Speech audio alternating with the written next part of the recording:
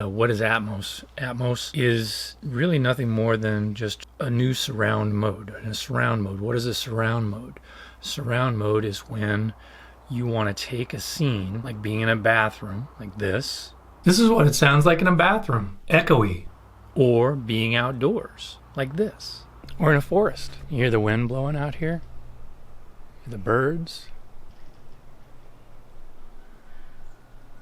It's a little different than in the bathroom. You'll hear little clues that come in, and they'll be basically putting you in that scene. So if you take yourself blindfolded into those areas, you can know you're in that bathroom.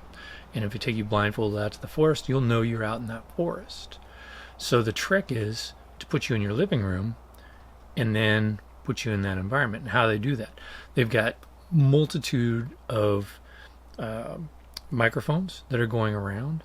They're shooting off in all directions, and they catch all the bounces. So when I make that noise, it bounces off over here, bounces off over here, and then your natural instincts catch up and they know where you're at.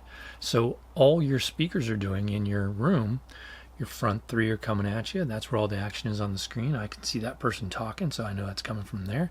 And then you have all these other ones that they can play with. So they can put, say, a jet going right over. You can hear that, and you can hear things going, left to right, right to left. But the thing that you don't get and you won't even pick up, it's just instinctual, is it's going to be those little bounces off of the shower curtain or off the mirror or off the tree, or the lack of bounce off the tree, or a little wind wisp way, way out. And so you're going to see that tree limb move, but then you're also going to hear it and say, oh, okay, I'm there. That's what a surround mode is. So now, why did they invent a new surround mode? Well, we have to take you all the way back to the 80s. When they first came out with theaters, they had all that stuff in there. They were mixing it down, and then, ooh, that sounds cool. And then let's make it for home audio. We got tons of folks. VHS tapes were out. So now you didn't have to go to the movie theater to watch a movie. You could rent one from Blockbuster. There's many places that you can rent these movies on VHS. And so now, how do we make that happen in your house? So they came up with Dolby Surround. Well, Dolby Surround was cool. They had the left and the right. They had a center channel, so for the front, and the voices all came out of the middle. And they did that by a trick. If it was an equal amount on the left and right, they would funnel that and it would go into the middle. So there wasn't any blend, really. It was kind of awkward if you went back to listen to it now. And then the rear was a mono channel. It was limited to about 7,000 hertz, so it didn't have very high highs, so you couldn't get all those clues. And it was exactly the same on both sides. So you didn't get that separation in the rear. So that went on for a while, I think from the late 80s to like 2000. And then in 2000, they came out with Dolby Digital, or they called it Dolby Pro Logic 2.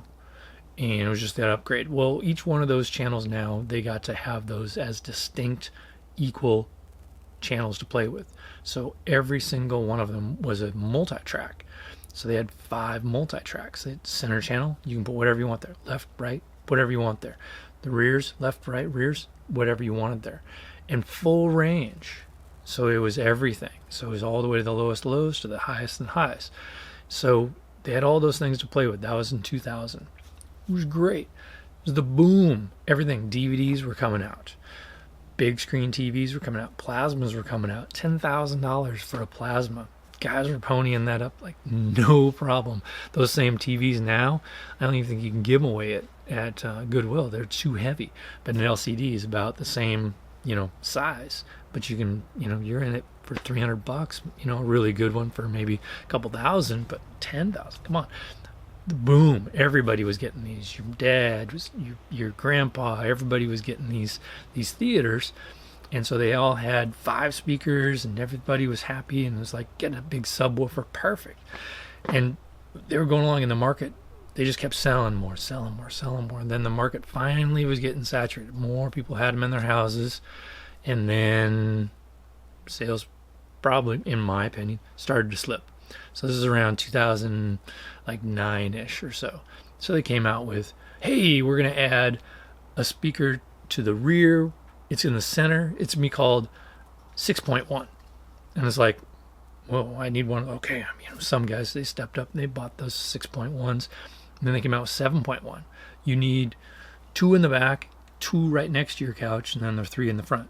And everybody's like, well, what about that one, that center channel in the back? We don't need that anymore? Like, okay, well, whatever. We're going to get 7 now. So they do 7 speakers. And then that just kind of, trickled through, and it's still like they're looking for sales, but it's saturated. Then about 2014, 15-ish, somewhere in there, Dolby Atmos came out. So they play on word, Atmos, atmosphere, bringing up the level. And they wanted to give you 2 speakers in the front that pointed up, bounced off the ceiling, 2 speakers in the back, pointed up, bounced off the ceiling.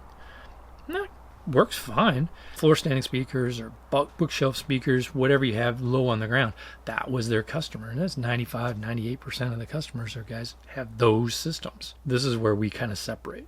So in-wall speakers, in-ceiling speakers, we have the front 3. And we already had 2 above you. And they're pointing straight down. They're direct sources of sound coming right at you. Our system sounded big in 2000. And so all this marketing, this Atmos is catching up. We don't have a big share, like 5-10% maybe, of in-wall speakers in the world, because people just don't want to go that far. But dedicated theaters, they'll put them in the wall. If you're getting an in-wall system now, you don't necessarily need Atmos. And that's what this whole series is coming down to. Is let's start with smaller numbers first. You got a 20-foot room front to back, 5.1. Just start with that. A little larger room, 7.1. Put 2 next to your couch. If you got a 30-foot room, awesome. Go for it. That's your Dolby Atmos system. But until then, just wire for everything. Just put the wires everywhere. Bury them, wait, put the 5.1 in now.